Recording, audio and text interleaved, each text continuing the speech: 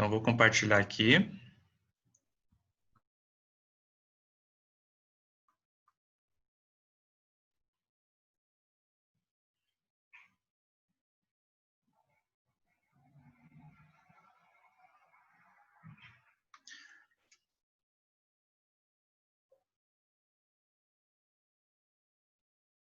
Bom, pessoal, boa noite. O meu nome é Maicon, eu sou psicólogo aqui em Joinville. Eu acho que algumas pessoas não me conhecem, principalmente quem é de Curitiba. E eu vou me apresentar inicialmente, falar um pouquinho do meu percurso e logo em seguida a gente já começa a apresentação. Eu sou formado aqui em Joinville mesmo, em psicologia, e as minhas duas especializações em neuropsicologia e em psicoterapias cognitivo-comportamentais foram realizadas no IPTC. Então, de antemão, já quero agradecer ao IPTC, é um motivo de grande orgulho estar aqui podendo falar um pouquinho para vocês. Em relação à terapia do esquema, eu tenho formação na Weiner Psicologia, em terapia do esquema, e fiz um curso de terapia focada na compaixão, um workshop, na verdade, com o Paul Gilbert, quando ele esteve aqui no Brasil, em 2015, e desde então eu venho estudando um pouquinho terapia focada na compaixão. Um pouco mais recentemente eu tenho orientado alguns trabalhos de conclusão de curso. Eu trabalho no consultório com terapia cognitivo-comportamental e com avaliação neuropsicológica, e também sou professor universitário aqui em Joinville. Ok, gente? Bom, como eu não estou muito ambientado aqui com o Zoom, se alguém tiver alguma dúvida, se tiver qualquer tipo de problema, vocês me avisem, tá? Então, vamos lá. Bom, gente, como eu não sei o público, não sei o público exato aqui da palestra, a Rosane falou que talvez tenham estudantes e tal. Eu não sei se todo mundo está ciente de todos os conceitos de terapia do esquema, terapia focada na compaixão. Então, eu fiz esse roteirinho aqui para deixar todo mundo mais ou menos a par do que eu vou falar. Inicialmente, eu vou começar falando das terapias cognitivo-comportamentais na atualidade, de uma maneira bastante breve. Em seguida, os fundamentos da terapia do esquema e da terapia focada na compaixão, para aqueles que ainda não têm um conhecimento prévio. E em seguida, eu vou falar das possibilidades de hibridismo teórico e algumas técnicas que eu utilizo na prática clínica. Já faz um tempinho que eu tenho tentado juntar essas duas práticas no meu consultório, inclusive estou escrevendo algumas coisas, e gostaria de compartilhar com vocês, a convite do IPTC, o que eu tenho estudado e o que eu tenho compartilhado com meus alunos e aplicado lá em Joinville, aqui em Joinville.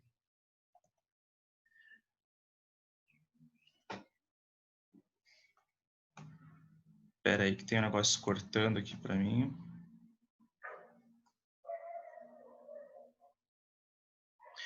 Bom, para quem já é da área de terapia cognitivo-comportamental, já sabe já sabe muito bem que a gente tem uma espécie de 3 gerações de terapias cognitivo-comportamentais.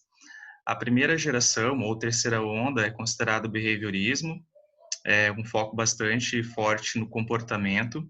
Em seguida, houve um rompimento epistemológico e surge uma ênfase bastante forte na cognição, principalmente com Albert Ellis e Aaron Beck. E desde então, a terapia cognitivo-comportamental tem conquistado um espaço enorme a nível mundial.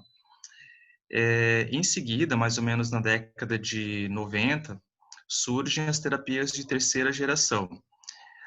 Na primeira geração, basicamente o foco era o comportamento. Na segunda geração, o foco gira em torno, basicamente, da cognição, também do comportamento, mas a ideia principal é a reestruturação cognitiva.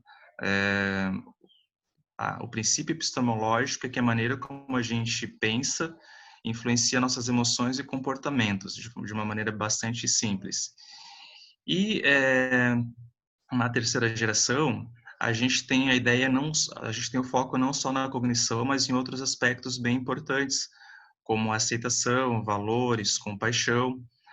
Não à toa, essas terapias também são chamadas de terapias contextuais.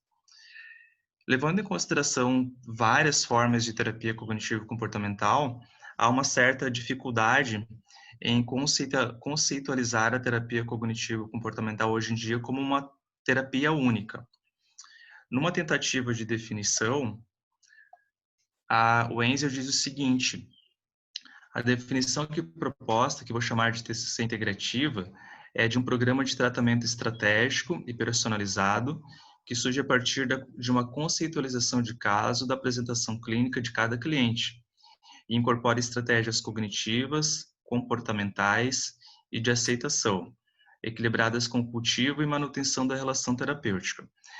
Então, de maneira resumida, a Wenzel propõe que aquilo que é comum a todas as terapias cognitivo-comportamentais é a conceitualização cognitiva.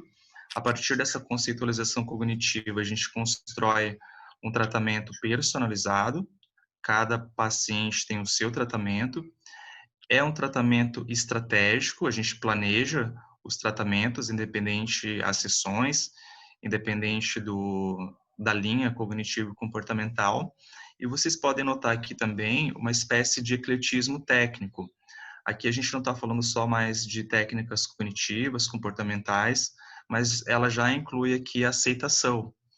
Há uma diferença bastante grande aqui entre estratégias mais cognitivas e de aceitação.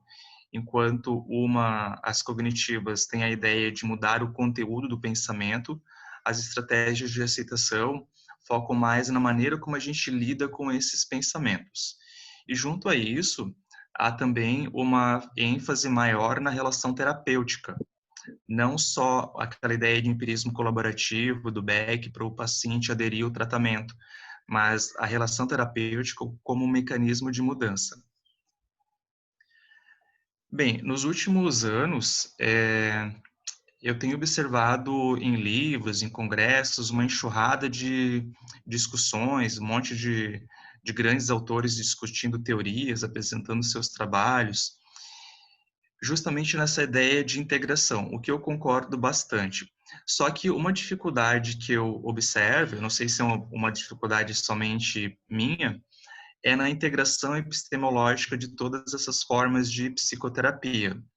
Alguns modelos, como por exemplo, ACT, terapia de aceitação e compromisso, uma base epistemológica bastante diferente da terapia beckiana. Então, essa integração epistemológica, eu acho que tem que ser feita com bastante cuidado. Eu prefiro estudar 2, 3 abordagens que tenham uma coerência epistemológica e, a partir disso, incluir técnicas de outras abordagens, minimizando a chance de fazer uma salada de técnicas, digamos assim, com bases epistemológicas diferentes. Dito isto, aí vem a minha ideia de juntar a terapia do esquema e a terapia focada na compaixão. São terapias que têm uma base epistemológica bastante parecida, são congruentes e, no meu entendimento, facilmente compartilham teorias muito próximas e, de certa forma, são complementares. Na minha prática clínica, basicamente, eu utilizo terapia beckiana, terapia do esquema e terapia focada na compaixão, e de vez em quando técnicas da ACT, algumas ideias da terapia comportamental dialética, e evito, por enquanto, fazer uma mistura de bases epistemológicas. Eu pretendo mostrar para vocês que, se a gente integrar a terapia do esquema e a terapia focada na compaixão, elas estão de acordo com essa proposta da Wenzel, de um programa estratégico, com base na conceitualização, que tem um ecletismo técnico. As duas terapias focam bastante na relação terapêutica e elas são, como eu acabei de dizer, epistemologicamente congruentes. Ok, gente? Como eu comentei antes, eu não sei se todos vocês têm conhecimentos de terapia do esquema e de terapia focada na compaixão. Então, brevemente, eu vou explicar alguns conceitos fundamentais para depois vocês conseguirem compreender as relações que eu costumo fazer no consultório. Primeiro, em relação à terapia do esquema. Ela inicialmente foi voltada para problemas psicológicos, as quais a terapia cognitiva do Beck não dava conta, segundo o Jeffrey Young. Ela foi criada por esse rapaz aí da foto, que é o Jeffrey Young, que esteve aqui no Brasil ano passado, e ele tratava com bastante eficácia vários problemas, como transtornos de ansiedade, transtornos depressivos, com a terapia cognitiva tradicional do Aaron Beck, mas se defrontava com dificuldade quando tinha que tratar pacientes com problemas mais graves, mais enraizados, como os transtornos de personalidade. Insatisfeito com alguns modelos, ele resolveu criar o modelo de terapia dele. Ela surgiu para tratar transtornos de personalidade, mas hoje é utilizada em vários outros problemas psicológicos, transtornos alimentares, por exemplo. É feita terapia do esquema em grupo, de casal e até mesmo de criança. É uma abordagem integrativa, ela é considerada uma terapia cognitivo-comportamental, mas integrou desde o início aspectos da psicanálise, da Gestalt, Muito. alguns aspectos do construtivismo, teoria do apego, principalmente. Então, é um sistema de terapia aberto, mas ainda assim mantendo uma coerência epistemológica. Na terapia do esquema, a ênfase é no nível mais profundo de cognição, que o Young chama de esquema inicial desadaptativo. Na terapia beckiana, para quem está começando agora na especialização, normalmente a gente começa identificando os pensamentos automáticos, a gente vai reestruturando esses pensamentos e aí aos poucos vai chegando na crença central. Na terapia do esquema é diferente, a gente começa lá nos níveis mais profundos, enraizados. O nível de afeto na terapia do esquema é bem maior do que nas terapias mais convencionais, e a gente usa a relação terapêutica como um veículo de mudança. O Young esteve aqui no Brasil ano passado e focou bastante isso. O bom uso da relação terapêutica por si só já é um bom caminho andado para o paciente alcançar os seus objetivos. Um conceito fundamental da terapia do esquema é o conceito de esquema inicial desadaptativo. Bom, o que é um esquema inicial desadaptativo? Basicamente é um tema ou padrão amplo, difuso. Ele é formado não só por cognições. Aqui tem uma diferença bem importante em relação à terapia beckiana. Um esquema mental, ele é composto de cognições, memórias, emoções, sensações, que podem ser relacionadas a nós mesmos, ou a outros, ou aos relacionamentos com as demais pessoas. Ele é desenvolvido, uma coisa importante aqui em relação a esse conjunto, a esses esquemas, é que muitas vezes eles se manifestam não apenas por cognições, mas por memórias, sensações corporais, daí a ênfase de focar bastante nos aspectos emocionais. Em, algum, em alguns esquemas, a gente não vai observar um conteúdo cognitivo claro, mas sim manifestações mais corpóreas. Esses esquemas eles começam a ser desenvolvidos na infância ou adolescência e são elaborados ao longo da vida. Eles são autoperpetuáveis. Se eles não tiverem tratamento, muito provavelmente o indivíduo vai morrer com esses esquemas emocionais porque eles influenciam o indivíduo a agir de um modo que confirma cada vez mais esses esquemas. E para ser considerado um esquema inicial desadaptativo, ele tem que ser disfuncional em nível profundo, significativo. O Young propõe 18 esquemas. Inicialmente, esses esquemas estavam descritos, agrupados, melhor dizendo, em 5 grandes categorias. Atualmente, houve uma revisão e esses esquemas foram alocados, rearranjados em 4 grandes categorias, que são as seguintes. Na terapia do esquema, essas categorias são chamadas de domínios. Eu vou citar muito brevemente aqui cada um deles para vocês terem uma ideia. No domínio de desconexão e rejeição, a gente tem um esquema de privação emocional, que pode ter várias características, sendo que uma característica marcante é uma crença não muito clara de que não se pode contar com ninguém. uma sensação de estar sozinho, uma espécie de vazio emocional. Pode também envolver a ideia de que faltou atenção, carinho, afeto, e que as pessoas não vão conseguir suprir essas necessidades emocionais. No esquema de isolamento social, a pessoa normalmente acredita que ela é muito diferente das outras pessoas, é aquela sensação de que a gente não se encaixa nos grupos sociais.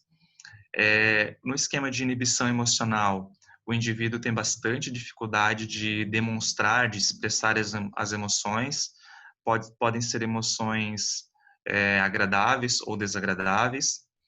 No esquema de defectibilidade e vergonha, uma crença bastante forte dentro desse esquema é que eu não sou digno de ser amado. As pessoas acreditam que não são dignas de receber amor das outras pessoas. Acredito que tem um defeito muito grande. Isso seria vergonhoso caso outras pessoas descobrissem. No esquema de desconfiança e abuso, há uma crença subjacente de que os outros podem abusar de nós mesmos intencionalmente, de várias maneiras. E o esquema de negativismo e pessimismo, o nome já é bem representativo, tem a crença de que tudo vai dar errado. Então, é um pessimismo em relação generalizado em relação a várias atividades da vida. No segundo domínio, chamado autonomia e desempenho prejudicados, a gente tem o esquema de dependência e incompetência, cujo tema é de que eu não dou conta de lidar com as coisas cotidianas do dia a dia. O esquema de abandono, que antes estava no primeiro domínio, tem a pessoa que tem esse esquema tem um medo bastante grande de ser abandonado, de uma ideia de que os relacionamentos não são duradouros, e quando se defrontam com um abandono real ou imaginado, surgem sentimentos normalmente de desespero. No esquema de fracasso, o indivíduo acredita que fracassou, está fracassando ou vai fracassar, aqui mais relacionado a situações acadêmicas ou esportivas, há uma comparação com outros indivíduos. No esquema de subjugação, o indivíduo se submete com medo de sofrer alguma retaliação, portanto ele não expressa emoções, sentimentos, opiniões. No esquema de emaranhamento, o indivíduo é muito conectado, simbiótico com uma outra pessoa, normalmente pai, mãe, e muitas vezes não tem um senso de self separado dos outros. No esquema de vulnerabilidade ao dano, há um medo importante de sofrer alguma doença ou algum dano ambiental, como um assalto. É um medo constante de que alguma coisa ruim vai acontecer. E o esquema de busca de aprovação e reconhecimento, nesse esquema, a pessoa faz uma série de coisas, de comportamentos, atividades, visando a qualquer custo obter aprovação e reconhecimento dos outros, porque isso melhoraria sua autoestima. A autoestima de pessoas com esse esquema depende muito do que os outros vão pensar. No terceiro limite, no terceiro domínio, nós temos dois chamados limites prejudicados.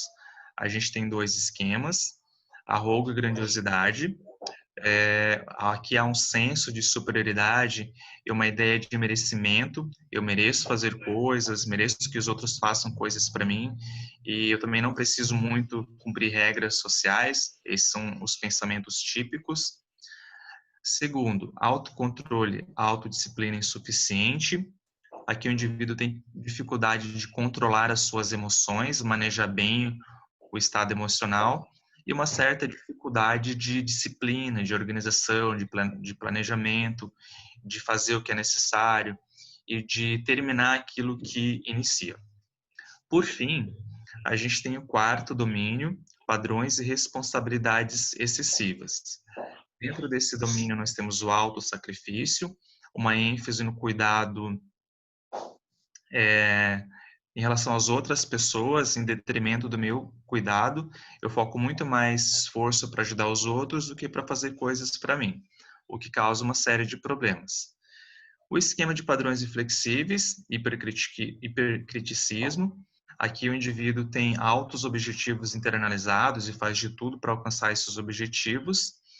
E uma série de outras características, como crenças muito fixas de como as coisas devem ser, uma pressão temporal para alcançar objetivos, perfeccionismo e crítica quando não consegue aquilo que precisa, aquilo que ele acha que é o certo. Por fim, a postura punitiva tem o tema aqui é que o indivíduo ele pune a si mesmo quando não consegue ou quando acha que cometeu algum erro, e pode acontecer também de punir outras pessoas. Então, gente, de maneira voando, assim, muito resumida, esses são os esquemas iniciais desadaptativos propostos pelo Jeffrey Young. Como que esses esquemas são originados? Como surgem esses esquemas? Através da frustração nociva de necessidades emocionais, o Young propõe que nós temos necessidades emocionais básicas, como carinho, amor, afeto, o senso de identidade, limites, espontaneidade, lazer. Quando repetidamente essas necessidades são frustradas por nossos cuidadores, há uma chance maior de desenvolvermos um ou mais esquemas iniciais desadaptativos.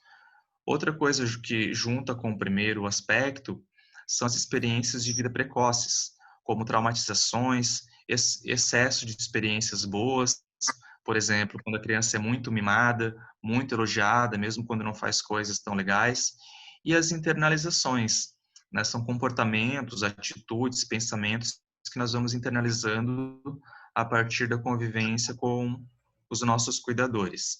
E também em relação ao ambiente onde a gente vive, né? Escola, jardim de infância e assim por diante. E, além disso, o temperamento tem um papel bastante importante também no desenvolvimento ou não desses esquemas iniciais desadaptativos. O temperamento, resumidamente, é um aspecto mais biológico da personalidade. Esses esquemas, uma vez ativados, provocam bastante dor emocional e o indivíduo pode lançar uma, duas ou até três estratégias de enfrentamento que só confirmam o esquema ao longo do tempo. Num primeiro momento, elas até podem aliviar um pouco a dor emocional provocada pelo esquema, mas ao longo do tempo eles acabam perpetuando. Uma estratégia é a resignação, uma entrega, uma manutenção do esquema, isso porque quando a gente vai resignando dentro do esquema, a gente vai mantendo uma sensação de familiaridade, de coerência, e a gente não está programado para ser incoerente naquilo que a gente é, naquilo que a gente pensa. Então, por mais que essa manutenção, essa entrega ao esquema cause desconforto, é aquilo que a gente tem, é aquilo que a gente está acostumado. Na evitação, eu faço estratégias cognitivas, comportamentais ou emocionais para evitar que o esquema seja ativado. E a compensação é uma espécie de contragolpe. Eu faço o oposto daquilo que o esquema me diz, numa tentativa de não sofrer com as consequências desse esquema. Depois de um certo tempo de terapia do esquema, utilizando o conceito de esquemas iniciais desadaptativos, o Young percebeu que era muito difícil trabalhar com alguns pacientes, como, por exemplo, pacientes com transtorno narcisista e borderline. Principalmente porque borderline, por exemplo, é um paciente que normalmente tem todos os esquemas, ou quase todos.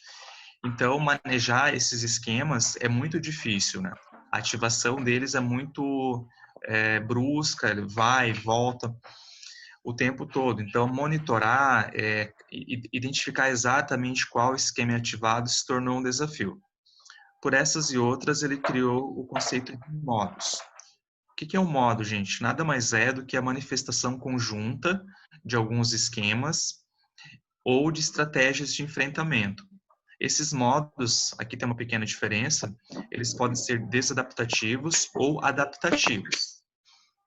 Enquanto os esquemas iniciais desadaptativos são traços de personalidade que ficam no nosso inconsciente cognitivo, ou seja, são permanentes, os modos são estados emocionais que vão e vêm. Um modo nada mais é do que um estado emocional no aqui e agora. é o que está ativado nesse exato momento em cada um de vocês. Existem 4 categorias de modos. Os modos crianças, são 4 tipos de modo criança. Criança vulnerável, basicamente, é quando o indivíduo sofre com a dor emocional dos esquemas ativados, quando a gente está triste, decepcionado, vulnerável, ansioso, ou seja, quando aquela nossa criança interior está ativada e a gente sofre como se de fato fosse uma criança pequena, sozinha, abandonada. O modo criança zangada é quando a gente manifesta raiva, quando a gente precisa de alguma coisa, de uma necessidade emocional e não é atendido.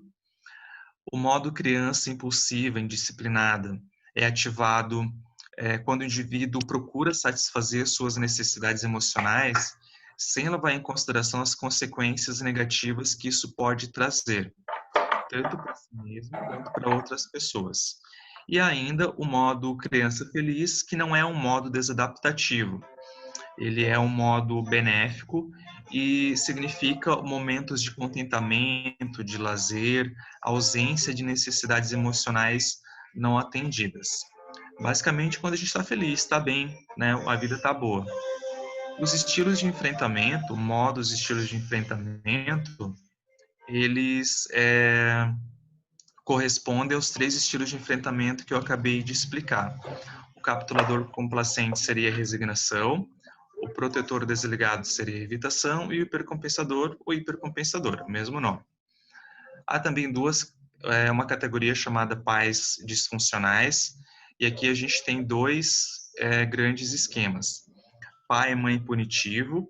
Normalmente esse esquema é manifestado por pensamentos automáticos, é quando a gente está se punindo, se julgando, se criticando muito ou criticando outras pessoas, na medida que a gente não consegue ou os outros não atendem às nossas necessidades.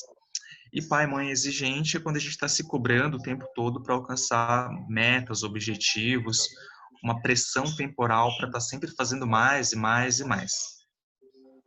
Embora o nome o nome seja pais disfuncionais, não é necessariamente a internalização de um pai e da mãe, pode ser de um irmão mais velho, de um professor, enfim, de qualquer outra pessoa que tenha sido significativa. E a gente também tem o modo adulto saudável, que é a parte executiva do nosso self, aquela parte que não foge dos problemas e tenta resolver os problemas de uma maneira bastante adaptativa. Construir e fortalecer o adulto saudável é parte essencial dos trabalhos com modos na terapia do esquema.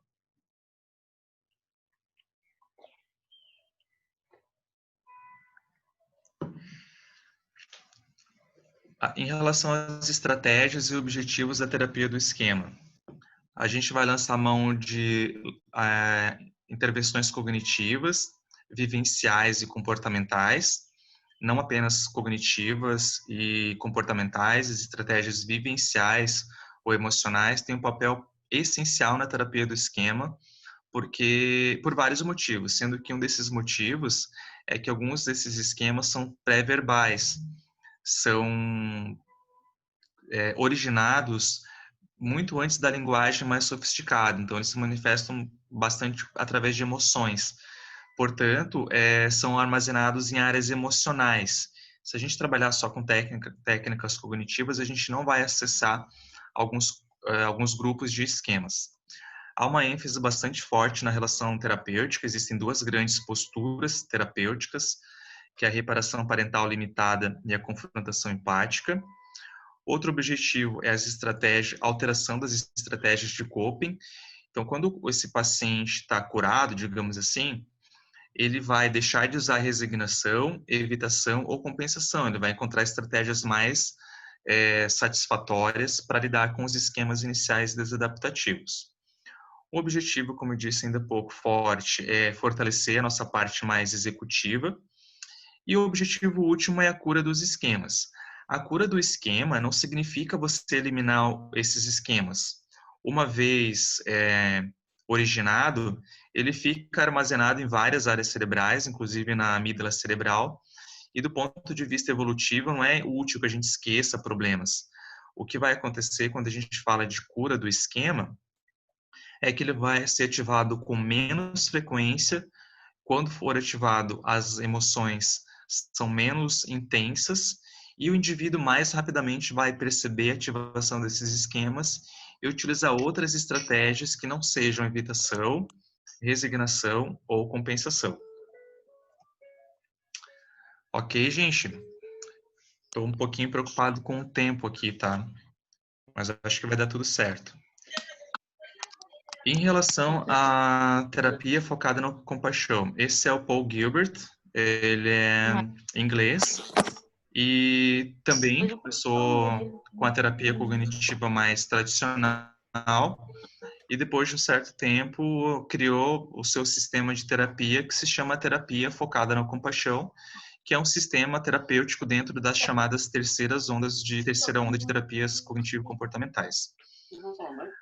Não vai dar tempo de explicar esses detalhes aqui, gente, mas a terapia focada na compaixão é uma terapia cognitiva com forte ênfase evolucionista, tem influências da psicologia social, do desenvolvimento, várias coisas do budismo, principalmente técnicas, e muitas pesquisas em neurociências, né? Das terapias cognitivo-comportamentais que eu conheço, com certeza essa aqui, na minha opinião, é uma das que mais tem estudos neurocientíficos corroborando as suas teorias. A terapia focada na compaixão, ela tem 3 grandes pilares: perspectiva evolucionista da mente, sistemas de regulação do afeto e o modelo biopsicossocial da vergonha. Eu vou explicar resumidamente cada um deles. De uma maneira bastante grosseira, gente, lógico que a gente sabe que as complexidades do sistema nervoso são muito mais fortes, grandes do que essa que eu estou mostrando aqui para vocês. Mas eu vou seguir aqui a ideia do Paul Gilbert e explicar que o cérebro basicamente tem 3 grandes áreas. Ele chama de cérebro reptiliano, sistema emocional olímpico e neocórtex, o que eu imagino que já é bastante conhecido para vocês. Bom, em relação ao nosso cérebro mais primitivo, reptiliano, que a gente compartilha com répteis, digamos assim, surgiu mais ou menos há 500 milhões de anos atrás e é responsável por, entre aspas, briga, sexo, caça, território. Aqui a gente não está falando muito de afeto ainda, de emoções, a gente está falando basicamente de instintos. Há cerca de 200 milhões de anos atrás surgiram os mamíferos, já com um sistema emocional, sistema límbico, várias áreas, como amígdala cerebral, hipocampo. E aqui a gente já está falando de cuidado, de alianças, de brincadeiras, de emoções como amor, alegria, raiva, medo e assim por diante. E só há cerca de 2 milhões de anos atrás começam a surgir o neocórtex com pensamento simbólico, autoconsciência, na ideia de que eu sou eu, vocês são vocês, metacognição, planejamento, antecipação e assim por diante. Então a gente compartilha, o nosso cérebro contém, entre aspas, 3 grandes sistemas que têm prioridades diferentes. No trabalho da terapia focada na compaixão, explicar isso daqui para o paciente é uma das primeiras etapas, isso ajuda muito em vários aspectos, gente. Qual o problema dessa interação aqui entre esses cérebros diferentes? O Paul Gilbert, ele simplifica bastante, chamando de cérebro antigo e cérebro novo. No mínimo 2 grandes problemas podem ocorrer aqui. Um deles são os loopings, ou seja, a maneira como o cérebro interage, esses 3 grandes sistemas interagem, podem ocasionar uma série de problemas. É como se fosse o cachorro aqui correndo atrás do rabo. Vou dar um exemplo para vocês. Se um cachorrinho, por exemplo, sobe a escada e tal, ou vem correndo quando o dono chega em casa, pode até dar uma aceleradinha ali no coração dele e tal, mas como ele não tem neocórtex, ele está pouco se lixando ali para aquela aceleração cardíaca. Já uma pessoa ansiosa, mesmo numa situação boa, uma atividade física, por exemplo, se ele percebe uma aceleração cardíaca ou qualquer outro sinal do corpo, ou seja, uma manifestação do, do cérebro antigo, emocional, ele pode interpretar isso como um sinal de transtorno de pânico. Então, a gente criou ao longo do tempo a capacidade de interpretar os nossos estados emocionais, o que pode trazer uma série de benefícios ou malefícios. Tente relacionar isso com as ruminações, a depressão e as preocupações da ansiedade. Um exemplo bastante conhecido que ele usa é a ideia da zebra. Existe um livro conhecido chamado Por que as Zebras Não Têm Úlceras? E foi daí que o Paul Gilbert tirou essa ideia. E ele fala mais ou menos o seguinte: uma zebra, se ela estiver pastando lá com as outras zebras, vamos supor que uma dessas zebras fique com sede e vai tomar água no único local da savana que tem água, numa poça, alguma coisa nesse sentido. Quando ela sai da segurança de estar com outras zebras, ela vai ativar emoções de alerta. Então, vocês imaginam uma zebra e tal, ela chegou lá na poça d'água, está tomando água, e de repente surge um leão e quase pega essa zebra. Então, aqui representando como esse leão correndo atrás dela. Só que a zebra é muito rápida, consegue escapar, né? O leão não consegue correr durante tantos metros, e a zebra escapa. Corre um tanto e tal, e chega novamente ao local onde as outras zebras estão, hipoteticamente. Chegando nesse local, ela percebe que não tem mais sinal de ameaça nenhum. O que acontece, gente, com a zebra? Baixou o estresse. Agora vocês imaginem se o ser humano fosse a zebra, e se a zebra tivesse o cérebro mais racional que a gente tem. O que aconteceria se vocês quase fossem mortos e precisassem voltar ao mesmo local no dia seguinte? Oh, meu Deus, quase morri. Como teria sido horrível morrer com um leão mordendo meu pescoço. Amanhã pode ser meu próximo dia, pode ser meu último dia, melhor dizendo. Entendem? Então, essa capacidade de reflexão ajuda por uma série de motivos, mas acaba amplificando sinais corporais ou ideias, enfim, que muitas vezes não têm perigo algum. E um outro problema que pode acontecer são os conflitos, né, entre áreas diferentes. Cada sistema cerebral, cérebro velho, cérebro novo, tem prioridades diferentes e o que é motivo de conflito. E muitas vezes a gente vai ter que fazer uma escolha e nunca vai resolver esse conflito. Um exemplo bastante simples, para vocês entenderem um pouquinho melhor, é uma pessoa que gosta de comer muito, ou seja, cérebro antigo, querendo prazer, emoção, e o cérebro novo falando: olha, se você comer muito, logo você vai se ferrar, você vai ter problemas e tal, você vai ter colesterol, coisas do tipo. E basicamente a gente nunca vai se livrar disso. Ok, gente?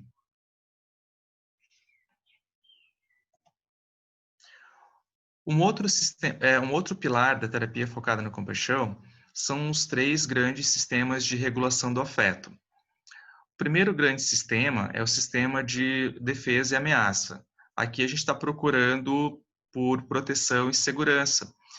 Quando esse sistema está ativado, a gente aciona, digamos assim, emoções como raiva, ansiedade, aversão, nojo. Esse sistema nós compartilhamos com basicamente todas as espécies e a gente só está aqui hoje em dia por causa deles, senão a gente já teríamos sido extintos.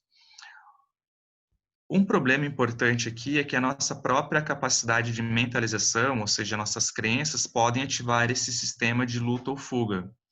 Se eu pensar, por exemplo, que eu sou muito incompetente, automaticamente eu posso ativar esse sistema e ficar ansioso, com preocupação, será que eles estão entendendo mesmo?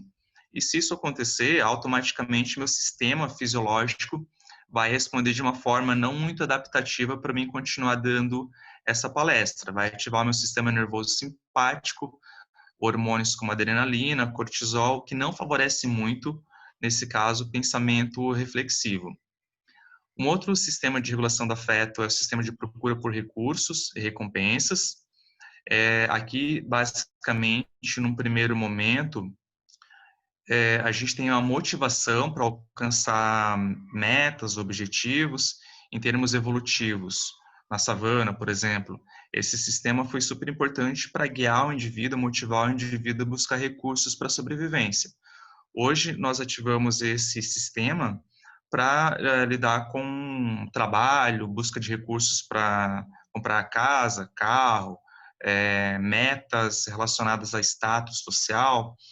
E quando a gente consegue alcançar alguns desses objetivos, a gente tem o prazer, a satisfação, o que influencia a gente fazer novamente esses comportamentos. O problema aqui está relacionado a objetivos que não fazem parte dos nossos valores e quando a gente tem metas muito altas e não consegue, de certa forma, atingir essas metas. Por exemplo, se você tem uma meta de estudar numa grande universidade ano que vem, se você não conseguir isso, há uma grande chance de você se frustrar e ativar logo em seguida o sistema de luta e defesa e ameaça. Os autores falam uma coisa bastante nítida que atualmente na sociedade contemporânea a gente fica transitando basicamente entre esses dois grandes sistemas, o sistema de defesa e ameaça e o sistema de procura por recursos e recompensas. Transtorno bipolar também está relacionado a uma disfunção desse sistema e as adições, Não, peraí, né? peraí. Por exemplo, compras compulsivas, jogo patológico. Segundo Paul Gilbert, é uma disfunção, digamos assim, desse sistema de busca de procuras e recompensas. E a gente tem um terceiro sistema de regulação do afeto, que é o sistema de afiliação calor e afeto, em que é responsável pela tranquilidade, que a gente está falando de ligação, de segurança, de contentamento. Quando eu não estou fugindo de um predador, quando eu não estou preocupado com emprego, com desemprego, com Covid, e quando eu não estou em busca de conquistar uma meta, eu entro nesse sistema de tranquilidade em que está relacionado à liberação de oxitocina, endorfinas e ativação do sistema nervoso parasimpático. O foco da terapia focada na compaixão é ativar esse sistema para regular esse sistema de afiliação calor e afeto via foco na compaixão para regular de certa forma os outros dois, dar uma equilibrada, digamos assim. E o outro sistema, o outro pilar da terapia focada na compaixão é o papel importante que a vergonha tem na construção do self. Basicamente, o Paul Gilbert diz que nós temos motivos inatos, né, para pertencer a grupos e para formar apego, e a gente tem, por causa disso, uma necessidade essencial de criar afeto positivo na mente das outras pessoas.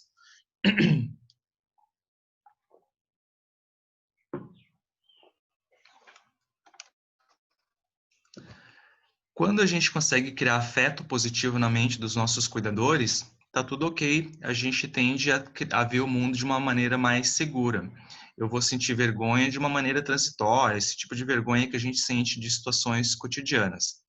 Agora, quando tenho experiências pessoais de vergonha, por exemplo, quando a minha família é muito crítica, quando eu tenho rótulos negativos persistentes, quando eu sou abusado, quando o meu grupo social faz bullying, discriminação, preconceito, quando eu sou estigmatizado, quando todas essas coisas acontecem de uma maneira repetitiva, há uma grande chance de eu criar vergonha externa. A vergonha externa, no modelo da terapia focada no compaixão, é como eu me vejo de forma negativa na mente das outras pessoas. Eu interpreto que os outros me veem de uma maneira bastante deletéria. Isso está no centro a vergonha externa está no centro do modelo de vergonha do Paul Gilbert.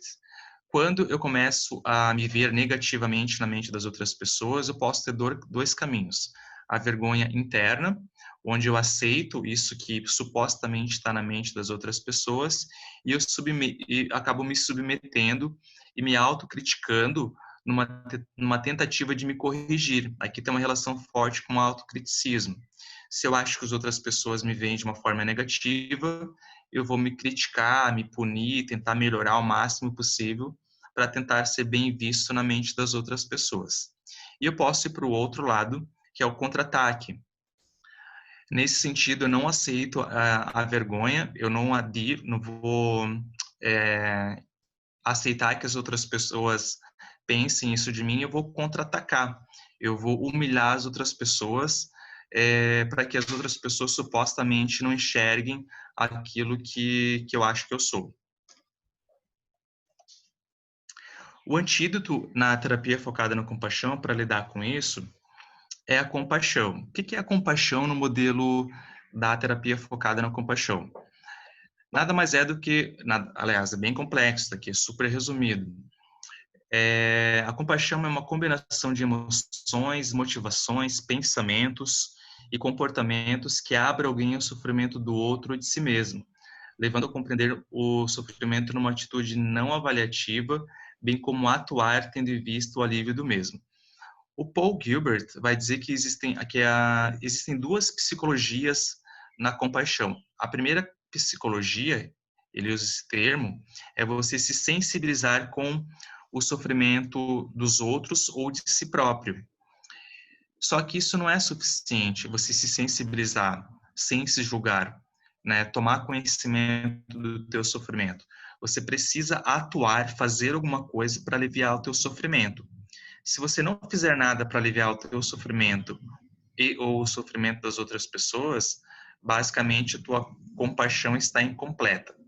E o Paul Gilbert também empresta o conceito da Kristin Neff, que é uma grande autora também de terapia focada de compaixão, né? É o modelo de terapia focada na compaixão do Paul Gilbert. A compaixão, nesse caso, englobaria a bondade, a humanidade comum e mindfulness. A bondade incluiria um senso de ser bondoso consigo mesmo quando a gente erra, amoroso, ao contrário de ser muito crítico quando a gente comete algum erro. A humanidade em comum estaria relacionada a identificar que o ser humano é um ser em constante evolução e que a gente está junto nesse barco, né? Todo mundo erra, então não teria motivo para se sentir envergonhado por você supostamente estar sofrendo ou ter cometido algum erro. O contrário disso seria o isolamento. E mindfulness é você entrar em contato com as suas emoções, teus sentimentos, ao contrário de esquiva constante desses processos ruins. A filosofia básica da terapia focada na compaixão. Todos nós estamos aqui com o cérebro, emoções e senso de self construídos socialmente que não escolhemos, mas temos que desvendar. E outra ideia bastante clara, viver envolve lidar com tragédias o tempo todo, ameaças, perdas, doenças, mortes e assim por diante. Ele vai dizer que o ser humano não tem culpa de nascer onde nasceu, não tem culpa de ter esse cérebro complicado, mas a gente tem responsabilidade para fazer alguma coisa porque outras pessoas não farão. A terapia focada na compaixão visa o manejo do sofrimento humano e que o paciente seja menos hostil consigo mesmo. Os objetivos do tratamento, gente. Aliviar o sofrimento humano, que tem uma coisa bastante importante. Não é você eliminar o sofrimento humano. Não há nenhuma possibilidade de a gente se livrar do sofrimento para sempre. Por isso, uma filosofia básica é que a gente está em constante contato com o sofrimento. Mais cedo ou mais tarde, a gente vai sofrer do jeito que nós estamos sofrendo agora. Um objetivo importante é equilibrar a atuação dos sistemas de regulação do afeto, promovendo o sistema de afiliação, calor e afeto. Então, na terapia cognitivo-comportamental mais tradicional, pensando, por exemplo, num transtorno de ansiedade, técnicas básicas de dessensibilização, a gente atua bastante diretamente no sistema de luta ou fuga, enquanto que na terapia focada na compaixão, a gente vai regular esses outros sistemas, estimulando cada vez mais aquele sistema de calor, de afiliação, através de técnicas de compaixão. Um objetivo importante é buscar uma autoidentidade compassiva, ao invés de um senso muito crítico consigo mesmo. Um aspecto super importante, né? Quando o terapeuta, na terapia focada na compaixão, tem um interesse genuíno pelo paciente, quando ele é caloroso, quando tem quando o paciente percebe que a relação terapêutica é genuína e quando ela é afetiva, digamos assim, automaticamente, ao longo do tempo, a própria postura do terapeuta vai ativando o sistema de afiliação calor e afeto do paciente, ou seja, vai tranquilizando. E algo bastante importante também é que o terapeuta focado na compaixão precisa ser compassivo. Se um terapeuta for muito crítico consigo mesmo, dificilmente ele vai conseguir ser compassivo com o paciente. Quando eu fiz o workshop com o Paul Gilbert, eu lembro que ele focava bastante nessa ideia. O treino autocompassivo é primordial para o terapeuta conseguir fazer um trabalho bem feito. Ok, gente? Bom, acho que eu estou mais ou menos assim dentro do tempo que eu planejei, meia hora para cada coisa. Falei um pouquinho da terapia do esquema, um pouco da terapia focada na compaixão, e agora eu quero falar um pouco das minhas ideias aqui sobre como tenho feito algumas intersecções teóricas, tanto teóricas quanto técnicas, que têm me facilitado bastante na prática clínica, tá? Só citando aqui algumas intersecções teóricas, ou seja, coisas que eu acho que epistemologicamente são complementares. Tanto a terapia focada na compaixão quanto a terapia do esquema dialogam bem com o evolucionismo, com biologia, ao contrário de outras vertentes mais cognitivo-comportamentais. Ambas, principalmente a terapia do esquema, se baseia muito na teoria do apego, do John Bowlby, uma teoria que eu gosto bastante, e ambas também dialogam com as neurociências, mais a terapia focada na compaixão. Ambas falam, de certa forma, de necessidades emocionais, coisas inatas. O conceito de necessidades básicas é essencial na terapia do esquema. E o Paul Gilbert também fala do nosso instinto de ser gostado, amado dentro da mente das outras pessoas. Então, ao contrário também de outras terapias, a gente já nasce com tendências que vão sempre se relacionar com o ambiente.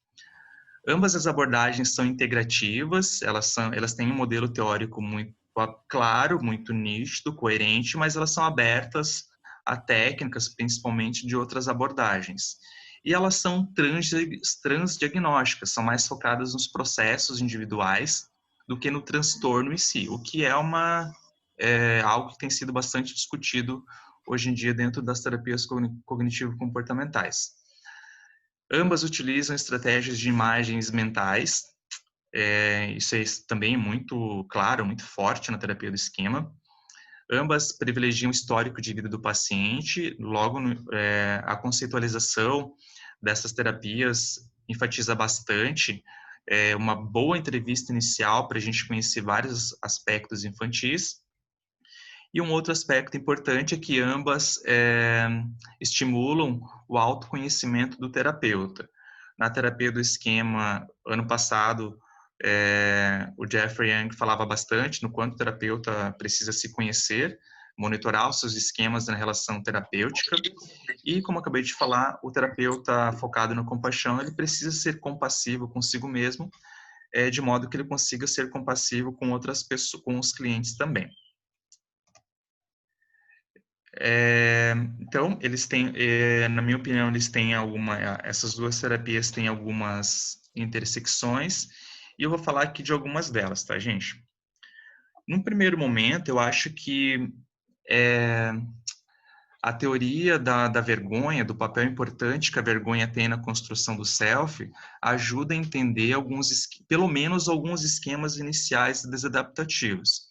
Eu quero jogar aqui essa ideia e depois a gente pode dialogar para ver se vocês concordam ou não. Ainda não formalizei muito, mas tenho pensado que há bastante sobreposição entre o conceito de vergonha e o esquema de defeitibilidade / vergonha.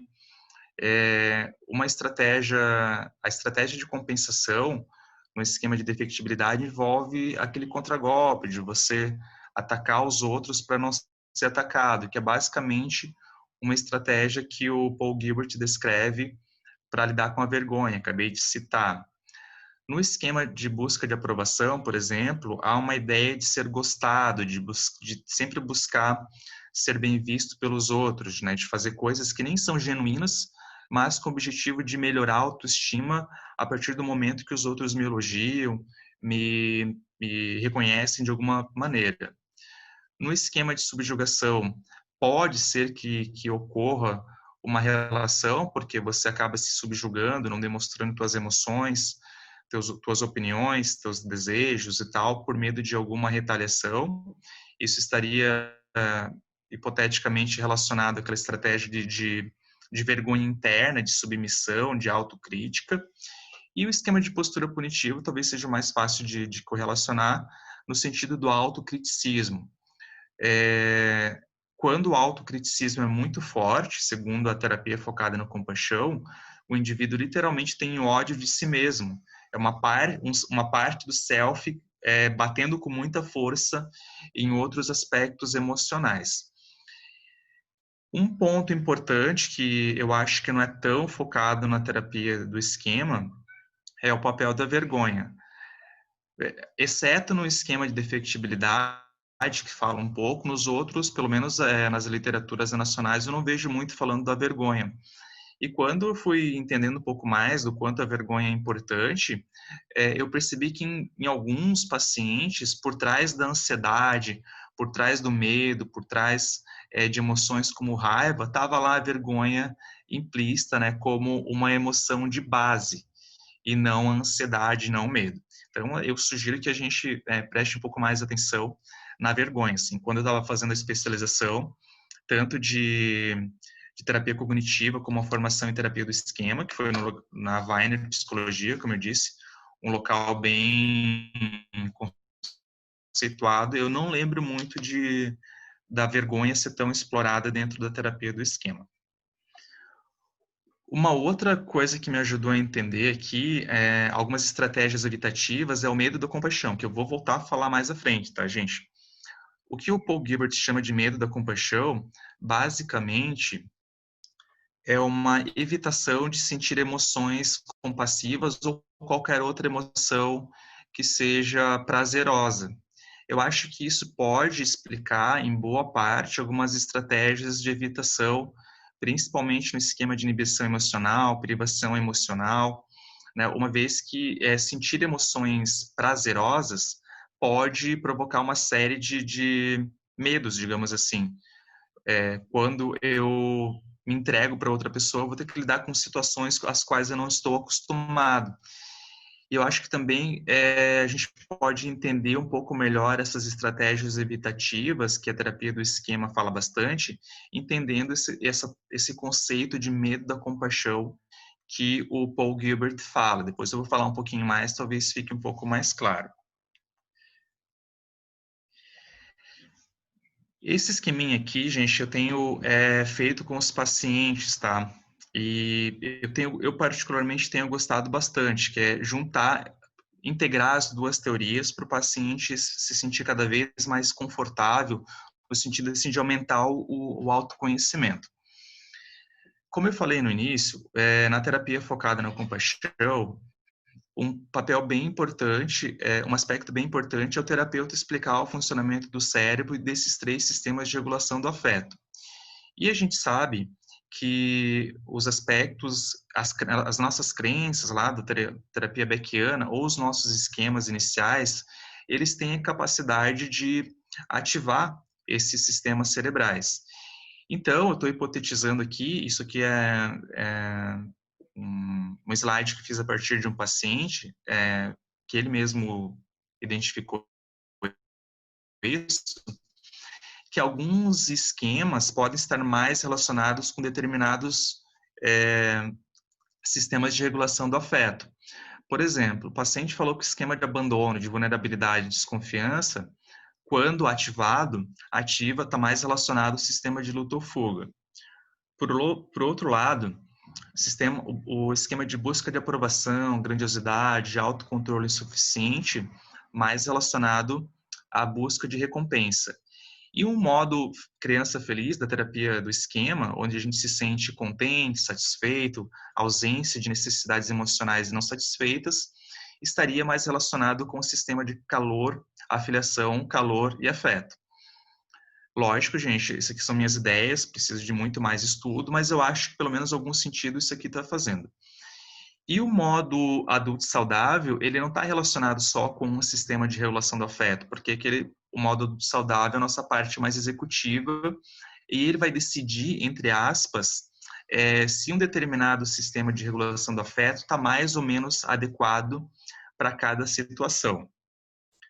Então, uma perguntinha que eu estimulo os pacientes a fazerem é a seguinte: estou no melhor sistema de regulação do afeto para tal situação? Então, adulto saudável, que eu coloquei uma figurinha de uma senhora fazendo uma atividade física para representar o nosso adulto saudável. Eu tenho um paciente com um toque um toque bastante grave, a ponto do paciente pensar em suicídio. E depois de um tempo ele melhorou bastante, só que, né, toque é um negócio um pouco complicado, tem uns resquícios ainda. E quando ele estava relaxando, depois do trabalho, depois do almoço e tal, de vez em quando surgia uma obsessão, um resquício, o que ativava outras crenças do tipo, será que eu estou curado? Será que tudo aquilo que eu passei vai retornar? Será que eu nunca vou me livrar disso? Automaticamente, essas crenças, esses pensamentos que interpretavam a obsessão, ativavam o sistema de luta ou fuga. E ele aprendeu a fazer essa perguntinha aqui. Bom, mas será mesmo que eu estou no melhor sistema de regulação do afeto, depois do almoço, relaxando? E ele mesmo chegou à conclusão de que não, né? Não era uma situação perigosa, portanto, não tinha motivo algum para ele ativar o sistema de luta ou fuga. Consequentemente, ele começava a utilizar as outras estratégias que a gente já tinha utilizado, aprendido na sessão, algumas que eu vou explicar para vocês anteriormente. Então, o modo adulto saudável, entre aspas, pode, com um treino, óbvio, né, gente, pode decidir qual desses 3 sistemas de regulação do afeto é mais útil e buscar estratégias, técnicas para sair de um e entrar em outro. Lógico que quando a gente está no sistema de luta ou fuga, o nosso adulto saudável, em tese, está bem mais rebaixado, né? Por isso o treino. Aqui é uma técnica que eu acho bem interessante. Existem algumas técnicas bem bacanas para você ajudar o paciente a entender como isso funciona. Nessa aqui, você pede para o paciente desenhar os 3 grandes sistemas de afeto com cores diferentes. Nesse caso, no início da terapia, a minha paciente representou o sistema de luta ou fuga de vermelho, o sistema de busca de recompensas de amarelo e o sistema de afiliação calor-afeto de verde. Então, você vai pedir para o paciente desenhar os círculos com o tamanho de acordo com a frequência com que cada sistema de regulação do afeto está ativado.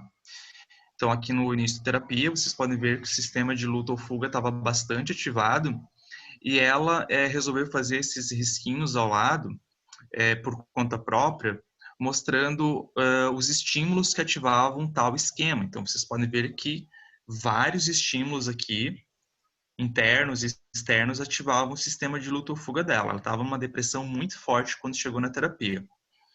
Sistema de busca de recompensa aqui, mais ou menos, e o sistema de regulação de afiliação calor-afeto bastante reduzido.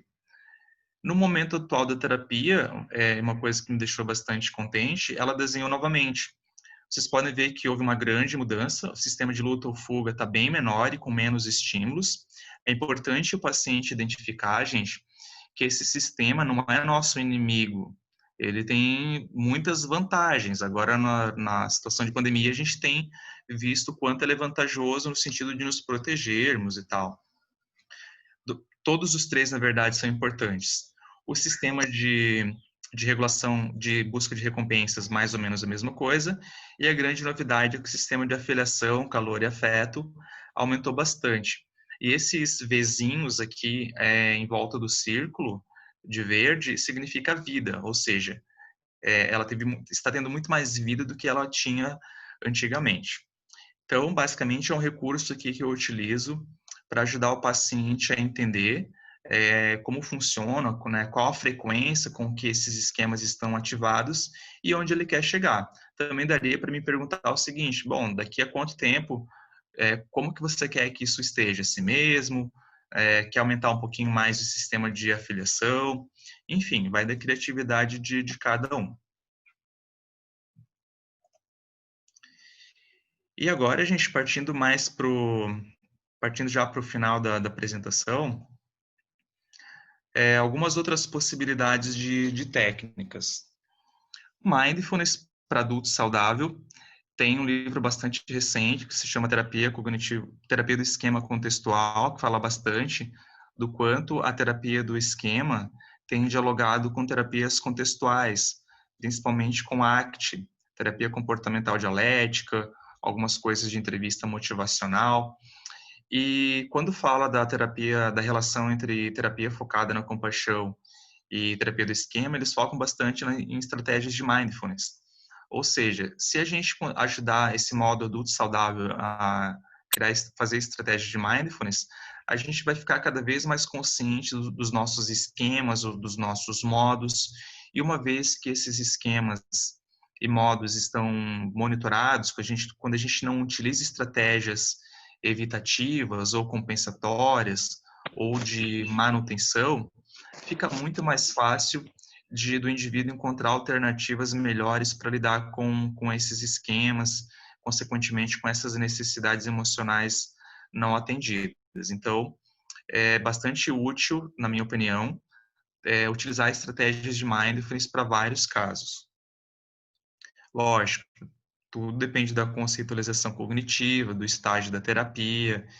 Bom, isso acredito que vocês já sabem. Uma outra técnica de terapia focada na compaixão, que eu acho que está relacionada com fortalecimento do adulto saudável, é a internalização de figuras compassivas e acolhedoras. Quando você utiliza essa técnica, você pede para o paciente imaginar um personagem, montar uma figura, enfim, pode ser qualquer coisa. E você pede para o paciente construir essa imagem com características compassivas. Então, pode ser um híbrido de várias coisas. Por exemplo, a voz dessa figura, a voz pode ser de uma mãe compassiva, a resolução de problemas pode ser de um pai, né? A maneira calma de resolver alguma coisa pode ser de um amigo. Então, o paciente vai criando uma imagem, nomeando, construindo e tal, e ele pode utilizar essa imagem em situações difíceis fora da terapia. Então, ele vai resgatar essa imagem do tipo, tá, como que a minha imagem compassiva que eu criei lá na terapia pode lidar melhor com essa situação? Em um dos exemplos, naquele paciente com toque, ele criou a imagem de um cavalo, então todo esse cavalo é forte, ele é amoroso, ele ajuda quando é necessário. Toda vez que ele lida com dificuldade, ele ativa essa imagem de um cavalo e, consequentemente, lembra das características que ele colocou nesse cavalo. A voz tranquila do fulano de tal. A minha mãe tem a característica tal e tá nessa parte do cavalo. E assim por diante. E a primeira vez que eu utilizei essa técnica foi bem interessante porque a minha paciente criou a imagem dessa ursa com avental. Então eu pedi para ela criar uma imagem e tal, e ela, né, pensou um pouquinho e lembrou dessa ursa que aparentemente era um desenho animado mais antigo. E depois a gente foi conversando, perguntei por que ela criou essa imagem, e ela lembrou que a avó dela era bastante compassiva, foi a pessoa que mais ajudou ela durante a sua infância, e era uma ótima cozinheira e cozinhava para minha paciente. Não sei se é coincidência ou não, acredito que não, mas toda vez que ela está em momentos de dificuldade, ela aciona essa ursa com avental que representa a avó dela. Então, é uma memória de alguém que já foi compassiva, que ajudou essa paciente, que ela pode usar para ela mesma.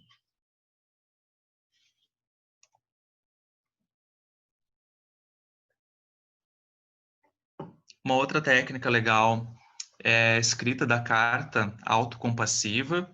Então, você pode estimular o nosso adulto saudável a escrever uma carta para o nosso lado mais crítico. A escrita de cartas é bastante comum na terapia cognitiva, na terapia do esquema, inclusive. Então, são muitas possibilidades. Aqui o Paul Gilbert sugere que a gente escreva uma carta compassiva. Eu vou ler rapidinho aqui para vocês, tá? Um exemplo hipotético, que eu fui criando aqui esse exemplo hipotético juntando um monte de paciente. João, hoje eu gostaria de escrever algumas coisas para você. Há muito tempo você vem se cobrando excessivamente por várias coisas e por isso você se sente envergonhado e acaba se autocriticando cada vez mais. Eu acredito que você não merece e não precisa se cobrar tanto. Não há nada de errado em cometer alguns erros ou não ser tão bom como a gente queria. Estamos num processo de eterna evolução e nunca vamos estar prontos. Você não é o único a ter dificuldades, portanto, não há motivos para se sentir envergonhado ou fracassado. Tente ser mais bondoso com você mesmo. Procure fazer atividades que são legais, prazerosas ou qualquer outra coisa que te faça bem agora e no futuro. Trabalhar o dia inteiro e beber todos os dias não é a única alternativa para lidar com emoções e memórias dolorosas. Mas você também não precisa se sentir envergonhado por estar fazendo isso. O fato de você se cobrar menos não significa que você vai deixar de tentar fazer as coisas bem feitas. Pelo contrário, relaxar e se cuidar um pouco pode até ajudar. Você tem responsabilidade pela sua vida e seu bem-estar, mas não teve culpa das coisas ruins e das dificuldades que enfrentou. Você era apenas uma criança e fez o que era possível. Agora o ambiente é diferente. Você não precisa agir do mesmo modo. Você pode contar com o seu lado ou modo compassivo sempre que precisar. Com cuidado e atenção, lado compassivo. Uma outra técnica aqui da NEF, não é do Paul Gilbert, mas eu acho interessante, é o toque calmante. Parece um pouco meloso, né? A própria NEF diz isso, mas eu acho que ajuda bastante, gente. Você pode estimular o paciente a colocar a mão em uma parte do corpo, uma parte que seja mais agradável para ele, pode ser no coração, na barriga, as duas mãos no rosto, numa atitude compassiva. Nesse sentido, há uma grande chance do paciente se tranquilizar com o próprio toque, né? Lembrando que a estimulação normalmente libera alguns hormônios benéficos para a gente e ativa, desde que feito com uma certa frequência, o nosso sistema de afiliação, calor e afeto. Técnicas, a gente tem uma variedade de técnicas. Depois eu vou mostrar alguns livros ali, caso alguém tenha interesse em estudar um pouco mais. Mais uma vez, o medo da compaixão. O Paul Gilbert descobriu que muitas pessoas, na verdade, muitos outros teóricos já dizem isso, ele diz que muitas pessoas se amedrontam muito na possibilidade de sentir emoções prazerosas. Um aspecto que pode explicar isso, gente, é o condicionamento básico. Ele vai falar o seguinte: algumas situações, algumas emoções prazerosas na infância, algumas emoções prazerosas na infância ou adolescência podem ter sido pareadas constantemente com traumas, com coisas muito ruins. E aí eu comecei a prestar atenção em alguns pacientes e tem um exemplo bastante nítido. Um paciente estava jogando futebol, se divertindo muito com os amigos na quadra da escola, ou seja, sentindo emoções bastante agradáveis. De repente, o pai dele chega e bate nele com bastante violência. Então, automaticamente, emoções afiliativas foram pareadas com traumas. Se isso for muito constante, há uma grande chance do indivíduo fazer esse pareamento. Eu não posso me sentir bem porque logo em seguida vem uma coisa ruim. E um outro aspecto também importante é a metacognição. Muitos indivíduos podem acreditar que são fracos, falhos, que vão se tornar muito autoindulgentes quando o terapeuta joga essa ideia inicial de compaixão. Então, basicamente aqui, gente, não quero me alongar muito. Quando eu comecei a falar de terapia focada na compaixão, muitas pessoas já se animaram e tal. Oh, nossa, vamos fazer técnicas de terapia focada na compaixão logo de cara. Acho que precisa de um pouco cuidado, conhecer bem o paciente, tem um passo a passo para aplicar essas técnicas, porque alguns pacientes, vários eu diria, não estão preparados logo de cara para experimentar, sentir essas emoções agradáveis. Então, tem literatura sobre isso, tem uma dissertação de mestrado lá de Portugal, facilmente encontrada no Google, que fala sobre o medo da compaixão. Então, acho que valeria a pena estudar um pouquinho mais a fundo, caso alguém fique interessado. E, por fim, gente, coloquei as referências aqui de um modo um pouco diferente. Recentemente saiu, aqui do lado esquerdo, saiu um livro traduzido do Paul Gilbert, Terapia Focada na Compaixão. Abaixo a gente tem o livro Regulação Emocional em Psicoterapia, que tem técnicas de várias abordagens de terceira onda, inclusive um capítulo de terapia focada na compaixão. Na editora Sinopsis, a gente tem 3 livros de psicoterapias de terceira onda, 2 do Wilson Vieira Mello, e um aqui de 3 autores, não estou conseguindo enxergar bem, esse de baixo aqui, Terapias Comportamentais de Terceira Geração. Cada um desses livros tem um capítulo específico sobre terapia focada na compaixão. Esse livro azul aqui de cima, A Prática das Intervenções Psicoterápicas, Como Tratar Pacientes da Vida Real, tem mais relacionado à prática. Então, vocês podem encontrar técnicas ali também. Enquanto o outro aqui do Wilson Vieira Mello foca mais na parte teórica. A Kristin Neff tem 2, não é da terapia focada na compaixão, mas uma pioneira no estudo da compaixão, muito mais focada no budismo do que nas neurociências, mas tem uma série de técnicas que podem ser adaptadas também. E o livro A Ciência da Compaixão mostra vários modelos de compaixão, inclusive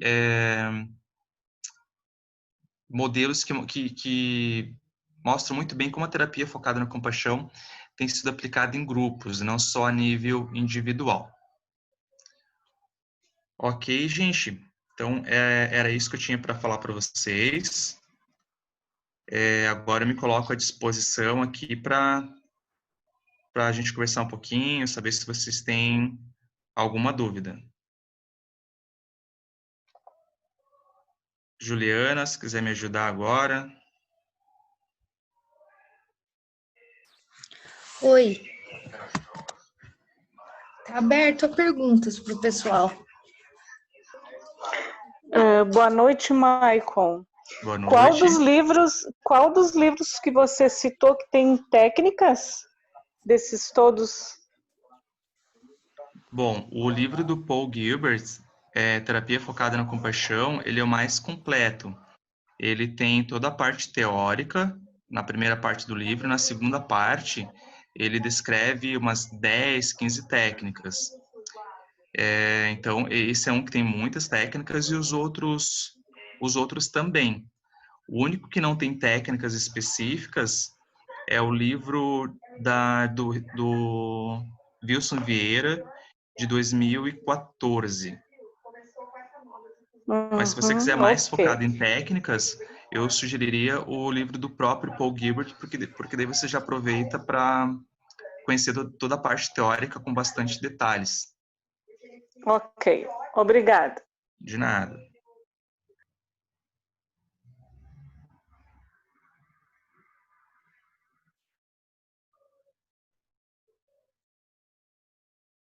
Tem alguns comentários aqui agora que eu vi.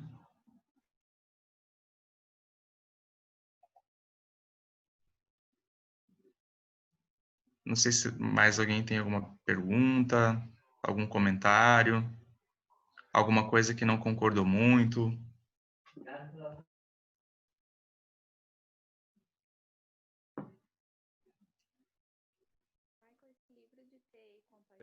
Só uma dúvida, eu perdi o início da live. Vai ficar gravado em algum lugar? Eu acredito que sim, né, Juliana? Sim, ela vai ficar.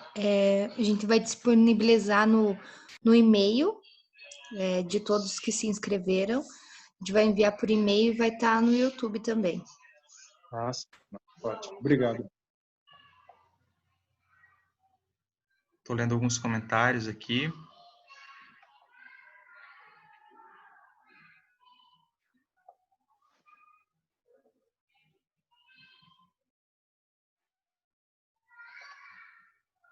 Mais alguém, gente?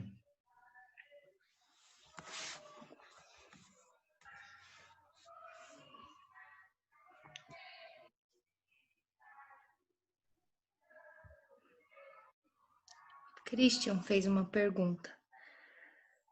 Como podemos fazer na prática clínica mindfulness?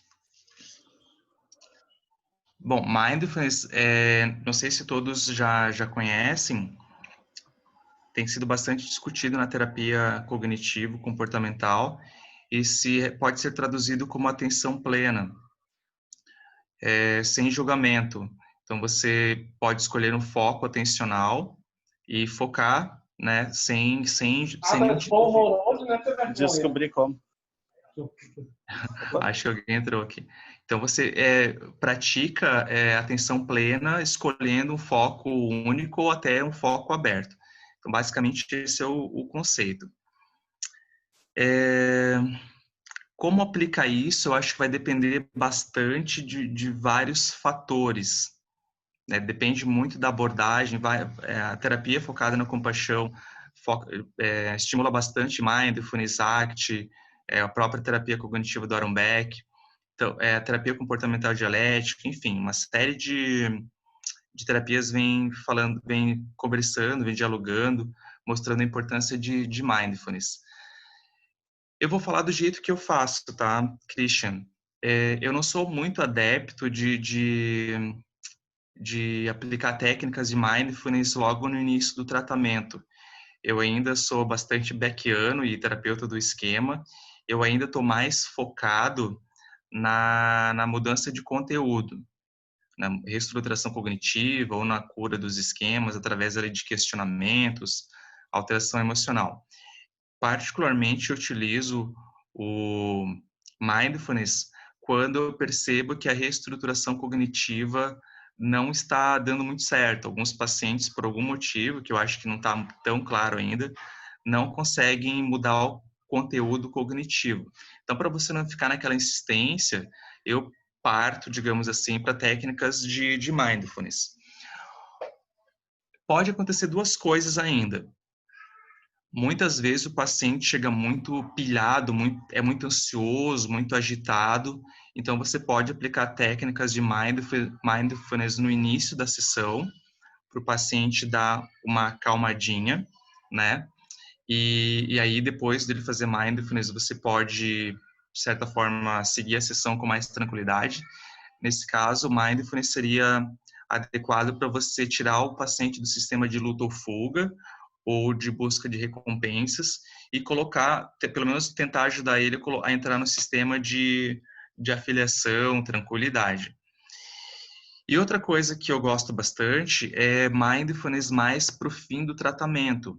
Na terapia do esquema, que é uma terapia mais forte, que eu tenho acredito que eu tenho um pouco mais de conhecimento, eu comentei, a gente não fala da cura dos esquemas. Então, querendo ou não, os esquemas, pelo menos a maioria deles, segundo a literatura, vão coexistir com a gente. Como eles não têm uma eliminação total, mais cedo ou mais tarde eles podem ser ativados, mesmo com uma frequência inferior, menos forte. Então, nesses casos, eu acabo utilizando mindfulness para o paciente acostumar entender que os esquemas ou crenças, na verdade, vão e vêm, assim como qualquer outra coisa. Quando você estimula o paciente a, enfim, treinar mindfulness, mais cedo ou mais tarde ele começa a acreditar que as coisas são passageiras, inclusive os esquemas. Então, na minha prática clínica, eu faço assim, mas é importante que vocês entendam que cada modelo terapêutico utiliza mindfulness de maneiras diferentes.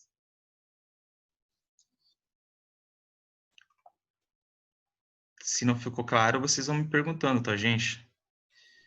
Ana Aline, ela diz que tem uma pergunta. Pode Uhum. fazer.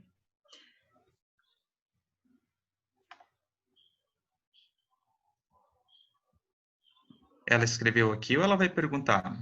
Ela escreveu. Ah, tá. Eu vou lendo por sequência aqui, pode ser? Uhum. A Cristiana perguntou: o livro de compaixão era um dos que você mostrou? Era um desses, depois eu posso mostrar de novo. Tem como eu enviar essa apresentação para você e depois você compartilhar por e-mail, alguma coisa assim? Tem. Diana, tem? Acho que pode ajudar.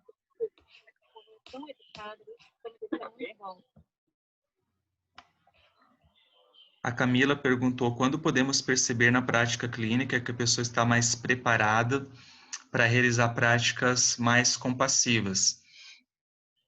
Ótima pergunta, Camila. Novamente, né, eu não sigo estritamente o modelo de terapia focada na compaixão do início ao fim. Eu incluo aquilo que eu acho que é mais relevante para a minha prática da terapia do esquema. Eu costumo utilizar técnicas compassivas quando o paciente já está psicoeducado, quando já tem mais ou menos uma ideia, uma reestruturação cognitiva, e ele entende que o modo muito crítico, muito punitivo, muito duro consigo mesmo não é o mais adaptativo. Quando o paciente começa a entender que não é vantajoso você ser muito autocrítico, ter vergonha de tudo, aí eu acho que ele está mais preparado para fazer algumas técnicas de mais compassivas. Se o paciente ainda estiver com crenças muito fortes de que ele precisa se cobrar, se criticar o tempo todo, eu acredito que vai ser um pouco difícil de aplicar técnicas compassivas. Então, assim, à medida que o paciente reestrutura um pouco, tem um maior entendimento, eu acho que fica mais fácil da gente aplicar essas técnicas. Sem contar que quando a gente fala de compaixão, de terapia compaixão, se a gente fizer uma coisa que o Paul Gilbert explicou para a gente, se o terapeuta é genuíno, se ele tem um interesse forte no paciente, se o paciente sente que tu está ali junto com ele, isso já é compaixão. Compaixão é você se sensibilizar com o sofrimento do outro e fazer alguma coisa para ajudar. Então, só o fato do paciente perceber que você está ali conectado com ele, mesmo no início do tratamento, em tese, já está fazendo terapia focada na compaixão, segundo o Paul Gilbert. Então, não se refere simplesmente a técnicas, também envolve uma postura terapêutica.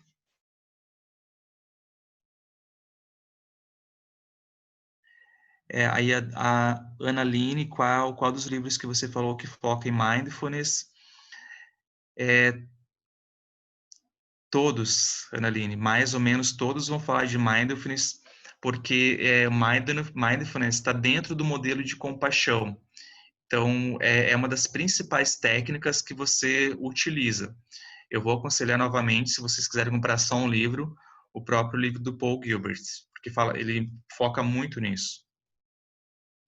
O Christian daí falou.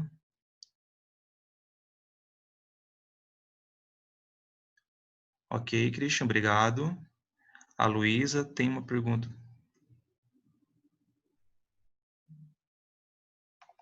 A Luísa perguntando por que a gente tem que ter cuidado para aplicar técnicas de compaixão. Eu vou explicar através da fala do Paul Gilbert, tá?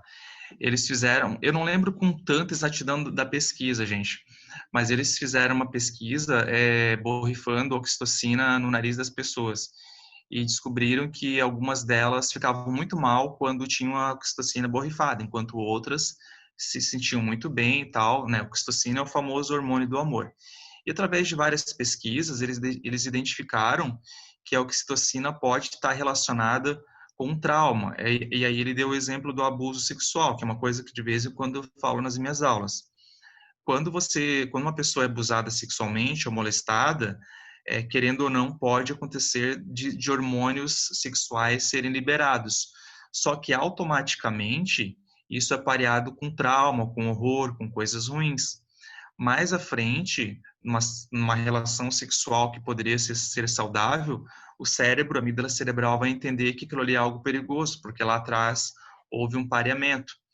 Então, Luísa, eu acho que por isso que a gente tem que ter um certo cuidado, tanto porque pode ter tido um condicionamento, como o paciente assim, pode ter crenças muito rígidas ainda em relação a uma série de coisas. Por exemplo, isso é frescura, eu vim para terapia para mudar meu comportamento e agora tu quer falar de compaixão e tal.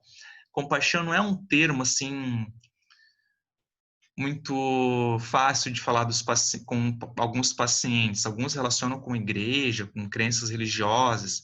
Então, eu particularmente gosto de focar bastante com a evolução no modelo da terapia focada a compaixão no modelo da terapia focada na compaixão. Ela tem uma base evolutiva de cuidado, né? O ser humano ele precisou desenvolver esses aspectos de cuidado para cuidar da prole. Então, quando o paciente entende isso, acho que fica mais fácil.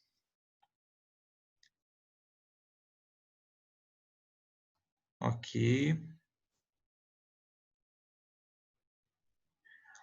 Christian, qual as melhores técnicas para pacientes com toque? Bom, o padrão ouro para toque é exposição e prevenção de resposta, Christian.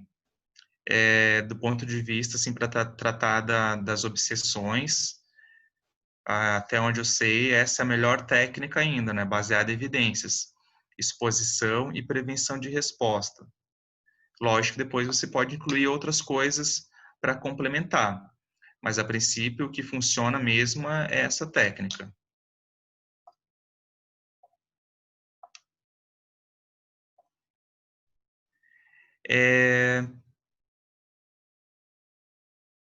Não sei se respondi todo mundo, gente. Se tem mais alguma pergunta?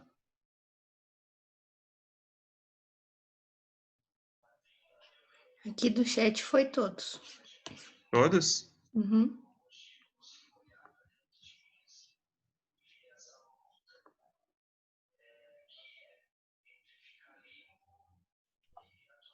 Será que é isso, Juliana?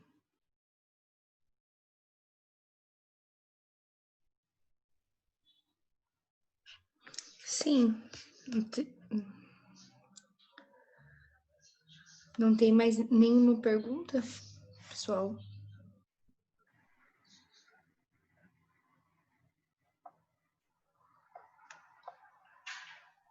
Eu tenho mais uma. Oi, pode falar, Luísa? Eu estava pensando aqui, se a gente atende um paciente que tem esquema de arrogo, né?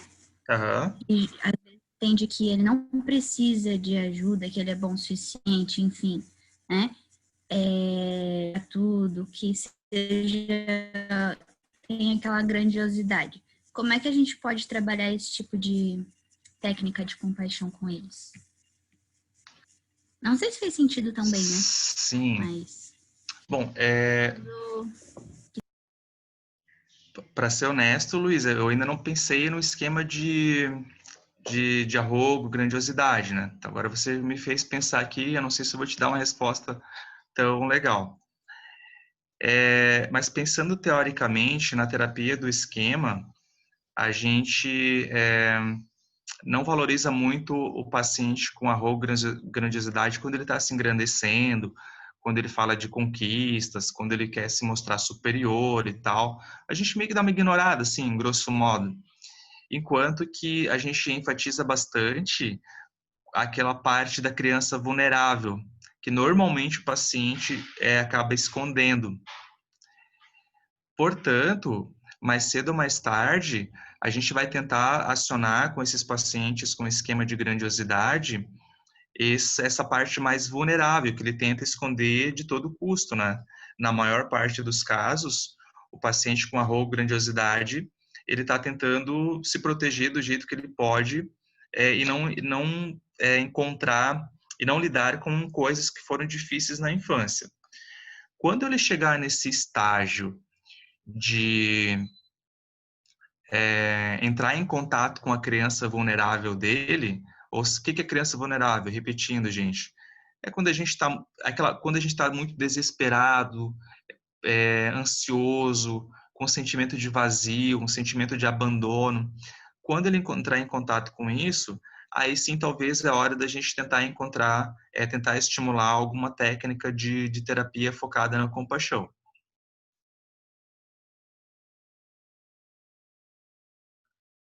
Não sei se ficou claro, Luísa.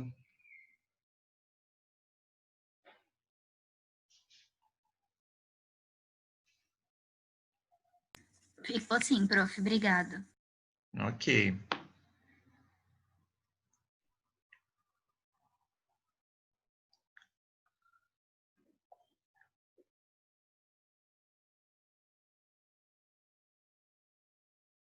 Tem uma pergunta aqui da Joyce. Geralmente abordo e questiono qual a voz interna que o paciente usa consigo mesmo, geralmente para avaliar o criticismo. Seria uma boa forma de avaliar a autocompaixão, sem dúvida, Joyce. Eu não sei se a gente está falando a mesma coisa, mas o Paul Gilbert fala muito da voz, do tom da voz interna. O que o Paul Gilbert percebeu? Lá na terapia beckiana, mais tradicional, quando alguns pacientes faziam uma reestruturação cognitiva, a voz interna era ainda crítica. Olha, já sei que eu não preciso me sentir mal. Né? Esse pensamento ainda tem um tom de voz, um tom mental crítico. E ele vai estimular, na terapia focada na compaixão, não sei se vocês me entendem, mas um tom de voz também gentil. Então, se você pergunta assim, que tom tu usa consigo mesmo? Se tu nota ali que ele está sendo autocrítico, com certeza ele não está sendo compassivo. De cara, assim, qualquer tom de voz mental, ou mesmo na autoverbalização, se tiver criticismo, provavelmente é internalização de figuras representativas, enfim. Resumindo, é o oposto, assim. A vergonha e o autocriticismo em excesso, tá, gente? Significam automaticamente que o indivíduo não está sendo compassivo com ele mesmo. Então, eu acho que é uma boa forma de avaliar a compaixão. Falando em avaliar a compaixão, gente, não sei se vocês sabem, mas tem uma escalinha adaptada para o Brasil. Ela está num livro um livro chamado Avaliação em Psicologia Positiva, do Cláudio Rutz. Então, se vocês procurarem lá Cláudio Rutz, Avaliação Positiva, tem duas versões desse livro. Uma das versões tem uma escala de autocompaixão. Inclusive, eu tenho orientado alguns trabalhos de conclusão de curso usando essa escala. Porém, é que essa escala foi elaborada pela Kristin Neff, que tem um modelo um pouco diferente do Paul Gilbert. Então, vocês têm que ter um conhecimento teórico ali razoável para entender que são modelos teóricos distintos. Enquanto a Kristin Neff foca muito no budismo, o Paul Gilbert também dialoga um pouco com o budismo, mas é muito mais focada na evolução da espécie, na biologia.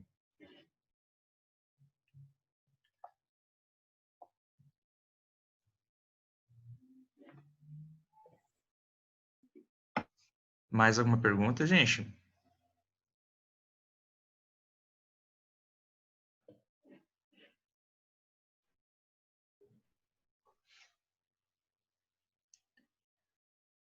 Juliana, será que é isso?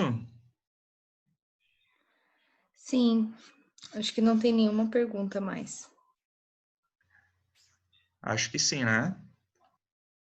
Podemos encerrar?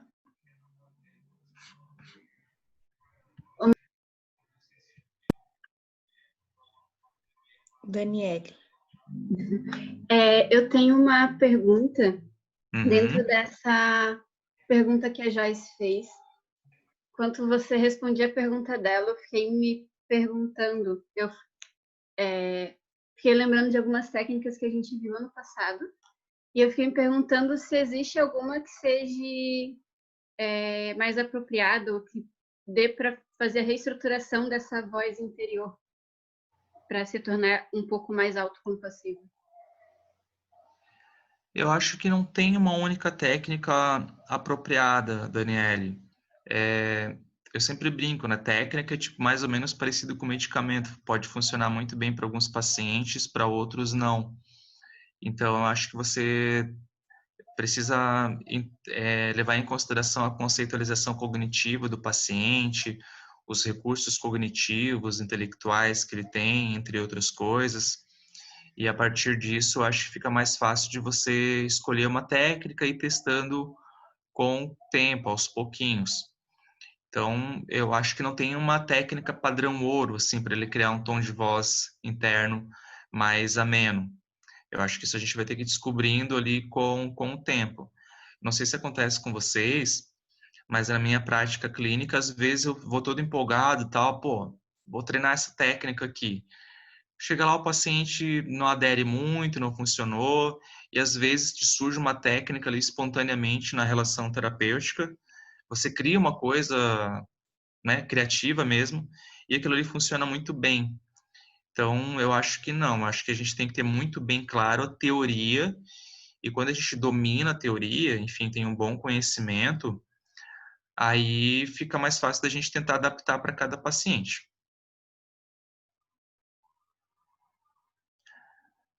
A Gleiciele também já aconteceu contigo de, né, de estudar e tal, e de repente o paciente não adere, enfim. Aí tu pergunta na terapia, do que a gente trabalhou e tal, o que mais, né, o que foi mais significativo? Daí ele vai resgatar uma coisa que tu falou e que às vezes tu nem faz ideia do que tu tinha falado. Então, enfim, acho que funciona mais ou menos assim.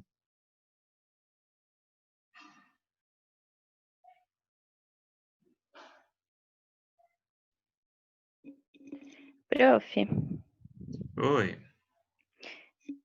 como que a gente pode desassociar, digamos assim, a ideia de que se eu estou bem, eu vou ficar mal, quando muitas evidências na vida da pessoa mostram que isso tende a acontecer. Uhum. Que perguntinha, né, Bianca? Sim. Excelente. Bom, isso parece que tu leu ali a parte que fala do medo da compaixão. Isso a gente chama de metacognição, Bianca. É justamente aquela ideia assim, meu, se alguma coisa boa acontecer, logo em seguida vai acontecer outra. Uhum. Eu não sei se tem uma resposta pronta, mas a gente pode pensar em algumas coisas. Né? Pelo que eu entendi, você fala que há evidências de que quando aconteceram coisas boas, logo em seguida ocorreram coisas ruins. Por que será? Talvez conversar com o paciente. Será que foi azar mesmo?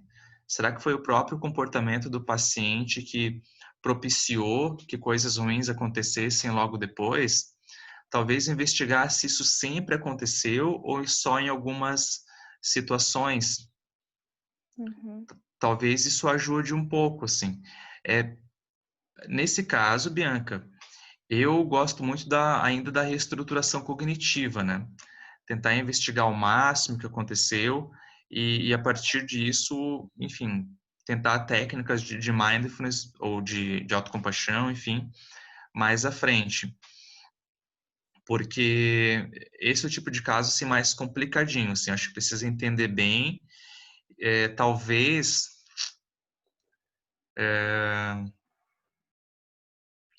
enfim, acho que precisaria de uma investigação, assim, não está me vindo mais muitas outras coisas. Talvez um Tá. ponto, assim, é estudar os condicionamentos, se houveram, aqueles que eu A expliquei. conceitualização mesmo. Isso. Será que teve algum tipo de condicionamento?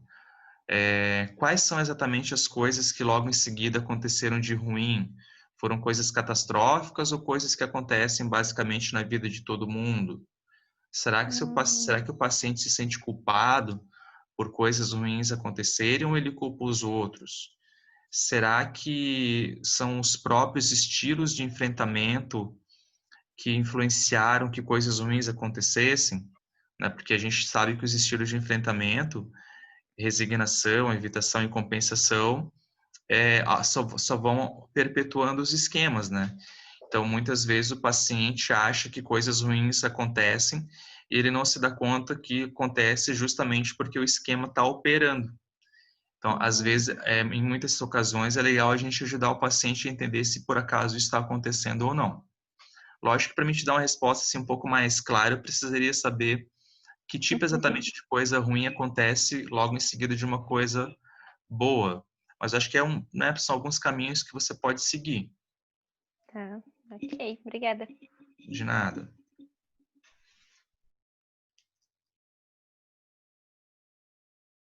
A gente tem mais um tempinho ainda, gente. Vocês querem perguntar mais alguma coisa?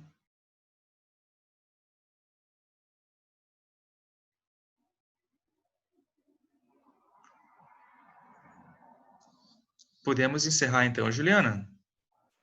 Também não estou vendo nada mais aberto aqui.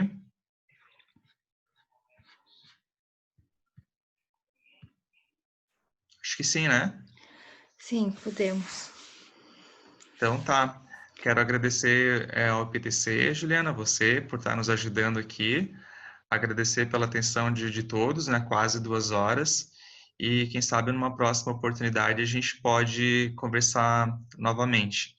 Eu fui mal educado, acabei esquecendo de deixar meu e-mail aqui, mas se vocês quiserem eu vou soletrar aqui, tá, gente? É Maicon, M-A-I-K-O-N, underline, Michels, M-I-C-H-E-L-S,